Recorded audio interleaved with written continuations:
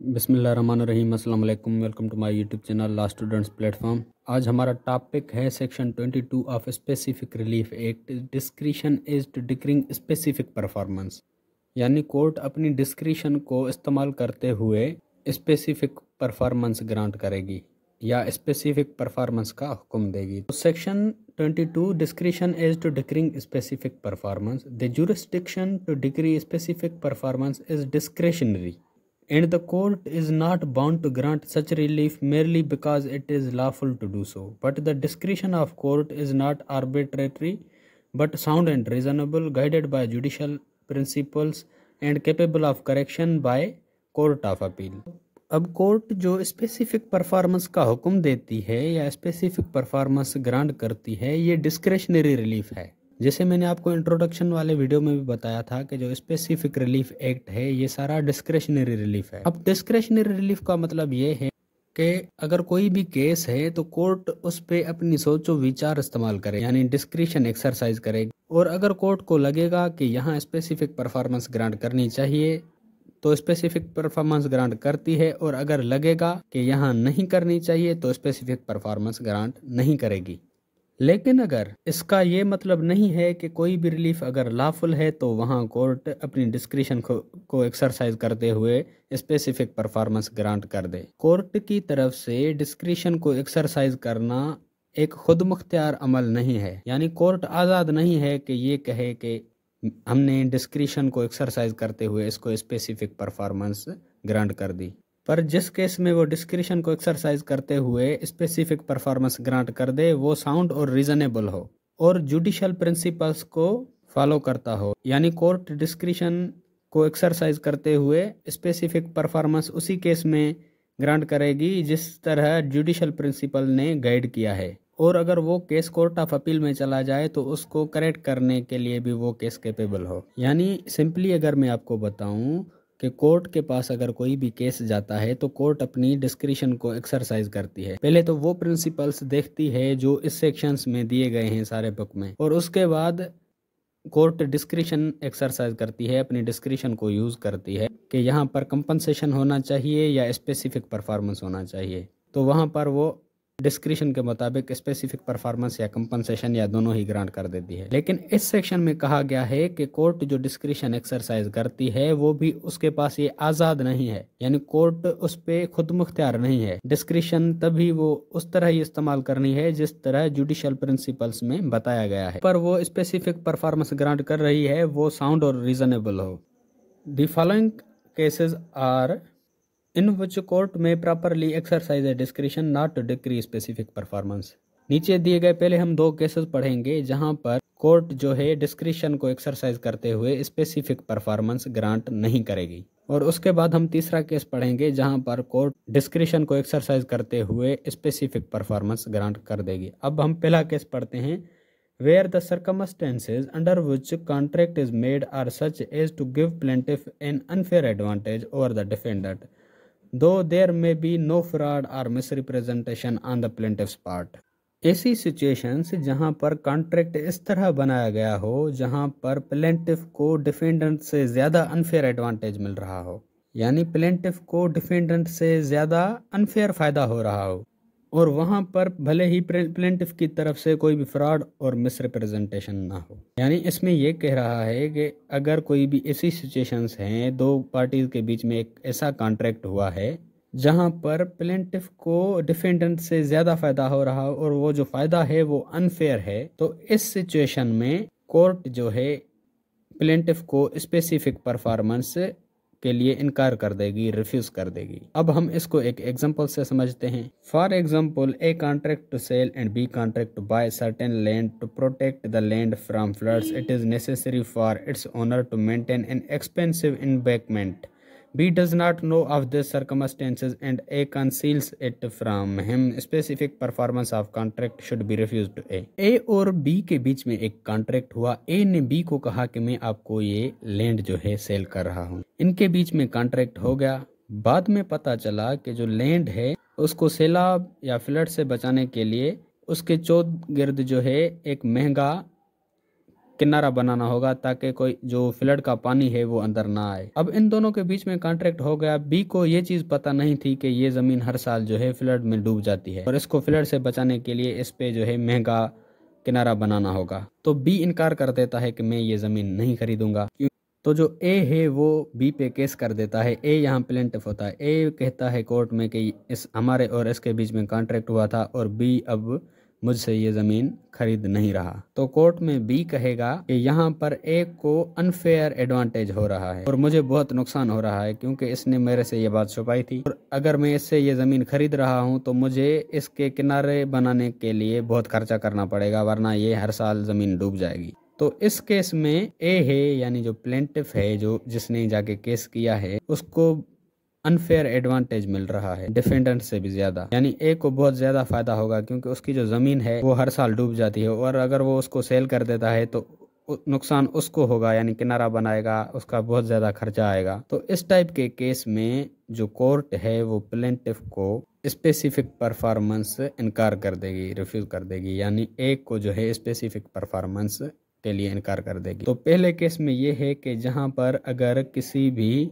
Person को unfair advantage मिल रहा है तो इस केस में जो कोर्ट है वो स्पेसिफिक परफॉर्मेंस ग्रांट नहीं करेगी। दूसरा केस है where the performance of contract would involve some hardship on the defendant which he did not foresee whereas its non performance would involve no such hardship on the plaintiff.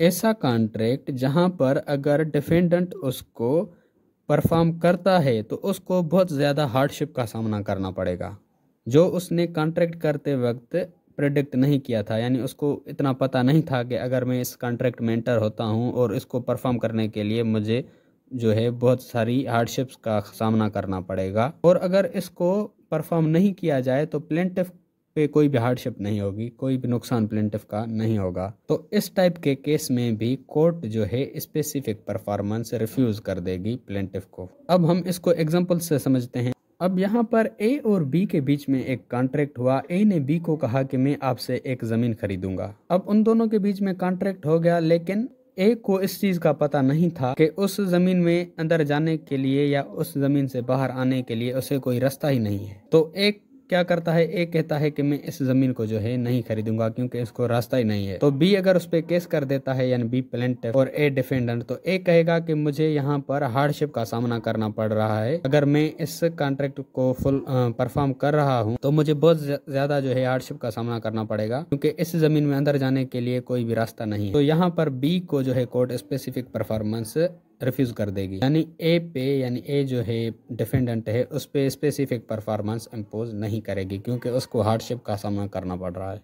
दूसरा case है कि ए और B एक जायदाद के trustees हैं और सी जो है उनका बेनिफिशियरी है। सी डी से कॉन्ट्रैक्ट करता है कि मैं ये जो ट्रस्ट स्टेट है आपको सेल करूंगा और कहता है कि ये ट्रस्ट स्टेट कहीं पर फंसी हुई है, यानी गिरवी रखी हुई है या मकरूज है। तो सी ये भी कहता है कि जो पैसे हमें आपसे मिलेंगे वो हम उन कर्जदारों को देख के इस स्टेट को आज़ाद करवाएंगे, यानी जहां पर अगर वो गिरवी रखी हुई है तो उस चीज़ से ये आज़ाद करवा के आपको दे देंगे। तो जो ये वेंडर्स हैं यानी ए बी सी, इसको जो बेचना चाहते हैं, इनका यही बिलीव होता है कि हमें जितने पैसे मिलेंगे उससे इस स्टेट का, ट्रस्ट स्टेट का जो है कर्जा उतर जाएगा। लेकिन जब कॉन्ट्रैक्ट पूरा करने का वक्त आता है तब वो रियलाइज करते हैं कि जो परचेज मनी है, यानी जो पैसे डी हमें देने वाला है, उन पैसों से भी इस स्टेट का कर्जा नहीं उतरेगा, ये भी सफिशिएंट नहीं है। तो यहाँ पर ए बी सी इस कॉन्ट्रैक्ट को पूरा नहीं कर सकते, यानी डी को नहीं देते। तो डी उन पे अगर केस करता है कि ये मुझे कैसे भी करके सेल कर दें, यानी स्पेसिफिक परफॉर्मेंस का केस करता है, तो कोर्ट डी को स्पेसिफिक परफॉर्मेंस रिफ्यूज कर देगी।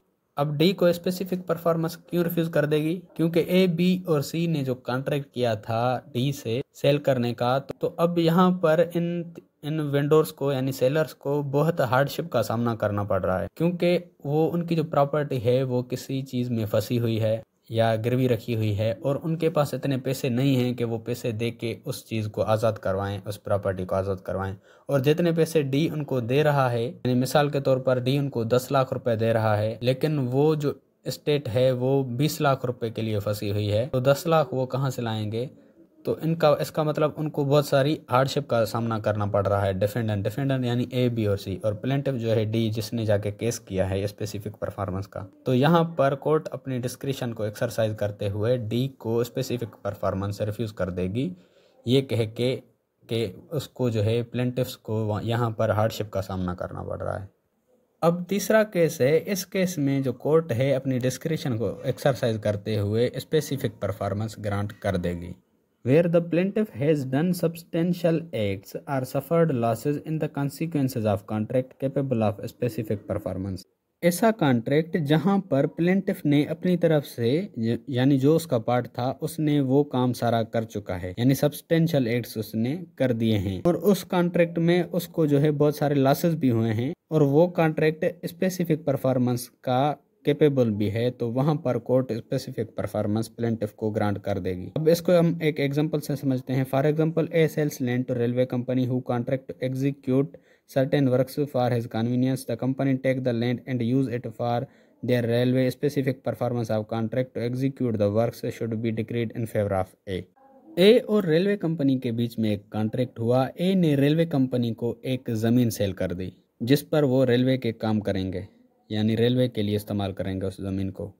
और ए ने ये भी कहा कि इस ज़मीन पे मेरी सहूलत के लिए आपको कुछ काम करने हैं। अब ये इनके बीच में कॉन्ट्रैक्ट हो गया। ए ने रेलवे कंपनी को वो ज़मीन दे दी और रेलवे कंपनी ने उस ज़मीन को इस्तेमाल किया रेलवे के लिए, लेकिन जो ए ने उसको कहा था कि आपको मेरी सहूलत के लिए इस पे कुछ काम करने हैं, वो रेलवे कंपनी ने नहीं किए। तो ए जाके कोर्ट में केस करता है, ये कहता है कि मैंने सब्सटेंशियल एक्ट्स किए हैं, यानी मैंने अपनी तरफ से जो मेरा पार्ट का कॉन्ट्रैक्ट था वो मैंने फुलफिल कर दिया है, लेकिन रेलवे कंपनी से जो मेरा कॉन्ट्रैक्ट हुआ था वो उन्होंने नहीं किया। तो यहाँ पर जो कोर्ट है वो ए के फेवर में स्पेसिफिक परफॉर्मेंस का हुक्म दे देगी रेलवे कंपनी को, ये कह के यानी जो आपने इसे कॉन्ट्रैक्ट किया था कि आप सर्टेन वर्क्स करके देंगे इनको, वो आपने नहीं करके दिए।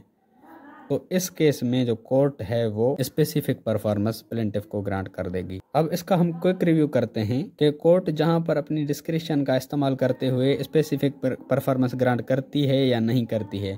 पहले दो केसेस में वो ग्रांट नहीं करती। वो कौन से केसेस हैं? जहां पर प्लेंटिफ को अनफेयर एडवांटेज मिल रहा हो डिफेंडेंट से ज़्यादा। दूसरे नंबर पर जहां पर डिफेंडेंट को हार्डशिप का सामना करना पड़ रहा हो, तो उस केस में भी कोर्ट जो है प्लेंटिफ को स्पेसिफिक परफॉर्मेंस ग्रांट नहीं करेगी। और तीसरे नंबर पर जहां पर प्लेंटिफ ने अपने हिस्से का पार्ट परफॉर्म किया हो, सब्सटेंशियल एक्ट्स किए हों, लेकिन डिफेंडेंट ने जो उसे कॉन्ट्रैक्ट किया था वो उसने नहीं किया, तो इस टाइप के केस में कोर्ट जो है प्लेंटिफ को स्पेसिफिक परफॉर्मेंस ग्रांट कर देगी।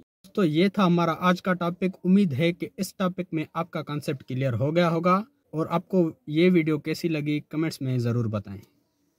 अगर आपको लॉ के रिगार्डिंग किसी भी टॉपिक की वीडियो चाहिए तो वो टॉपिक लिख के साथ में LSP लिख के सर्च करेंगे तो आपको सबसे पहले मेरी वीडियोस मिल जाएंगी, जिससे आप अपना इजीली कॉन्सेप्ट क्लियर कर सकते हैं। या फिर अगर आप मेरे चैनल की प्लेलिस्ट में जाते हैं तो वहाँ पर आपको हर सब्जेक्ट की अलग से प्लेलिस्ट मिल जाएगी, जहाँ पर उस सब्जेक्ट के सारे वीडियोज़ मिल जाएंगे आपको।